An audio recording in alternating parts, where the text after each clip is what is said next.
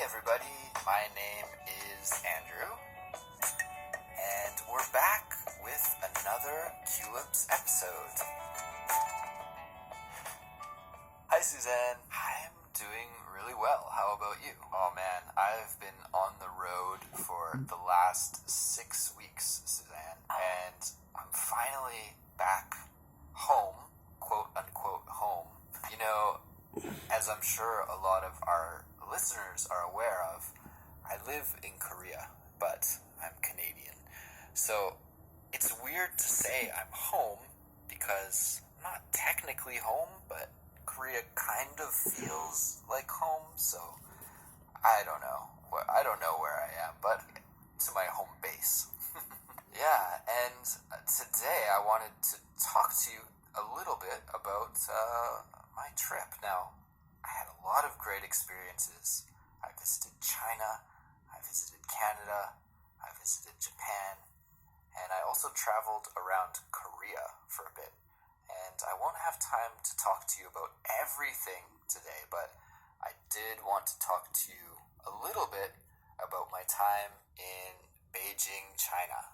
Actually, one of the most popular Culips episodes, or one that I get a lot of emails from listeners about, is my trip to Taipei, Taiwan, when I kind of had a travel nightmare experience. And so this is almost part 2. I really wanted to have a good time in China because my last time in China was a little strange. But, you know, I had another weird time in China. Alright, so actually I wasn't planning. You asked me what was the impetus for this trip. I wasn't really planning to go spend a lot of time in China. Actually, as a Canadian, if I want to spend more than 72 hours in China, I need to buy a visa that costs around $200. I wasn't super into doing that, so what happened was I found a very cheap flight from Seoul to Vancouver, Canada, when I was going back to Canada to see my family, and it was cheap because there was a 27-hour layover in Beijing. Most people would just ignore that flight, but I thought it was a perfect excuse to kind of stay the night in Beijing, and I could leave the airport and explore the city for the day, you know, so I got really stoked when I was thinking about it, actually, like, oh my god, I can go see the Forbidden City and the Great Wall and wander around Beijing. Like, it sounded like a really great opportunity to get a little taste of China just for a day. So, yeah, I was ready for my trip, you know. It was a beautiful, sunny day in Seoul. Got on my plane, no problems, everything's cool. And we're about to land in Beijing. It's not a long flight, like maybe an hour and a half or so. And we're going down, like you can feel the airplane going down. And then all of a sudden we're going up again. The engine's revving, you know, and I'm like, what's going on here? And then maybe another 15 minutes later, we're going down, and then the pilot pulls out of the landing again and starts going up again. And I was like, uh-oh, something is fishy here. I could tell. Yeah, traveled a lot. I've been in airplanes a lot, but I'm never comfortable. I'm always sort of like, oh, when are we going to crash? When are we going to crash? So I was thinking bad things.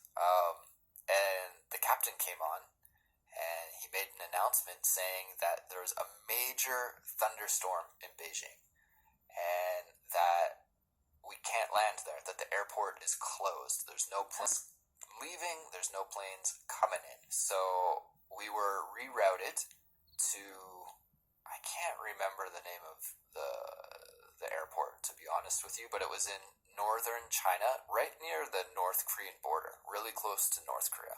So we landed there. Because it was an international flight, we just had to wait on the tarmac. They wouldn't let us exit the plane, so nobody knew how long we had to wait there. This was the thing that really was a bummer, is that they were just like, when the storm clears, we're going to take off again. But it might be 20 minutes, could be 20 hours. We're just going to wait. Yeah, waiting on the tarmac, I mean, to be honest with you, it sucked because you don't know what to do. I was trying to sleep, but I couldn't sleep very well. I met really cool people on the airplane, some Koreans that were actually headed to Everest to go climb Mount It, but you can only talk to strangers for so long. And we ended up waiting on the tarmac for about 5 hours. And finally, we were able to return to Beijing. So we finally get to the airport and land. But when we get off the plane and enter the airport, it is just jam-packed. There are so many people in the airport because there's a huge rush. Like, all of these planes are landing at the same time. Just plane after plane after plane coming in. And it took me almost 2 hours to get through immigration, just to get out of the airport. So I was supposed to arrive in Beijing at around 2 in the afternoon. But by this time, it's already 11 p.m. I was like, oh man, come on. Like, my afternoon of sightseeing, my day of sightseeing is gone. It was totally gone. So I had booked a hotel. I don't know if I can say downtown Beijing, but it was in kind of a touristy area near the Imperial Palace, the Forbidden City, and some of the touristy zones, right? I hop on the train. I took the airport train to the subway, took the subway to my area. And I know in China that all of the apps that I really love, like Google Maps, Gmail, are blocked, unfortunately. But I had prepared for this. I had downloaded a map application that would work in China.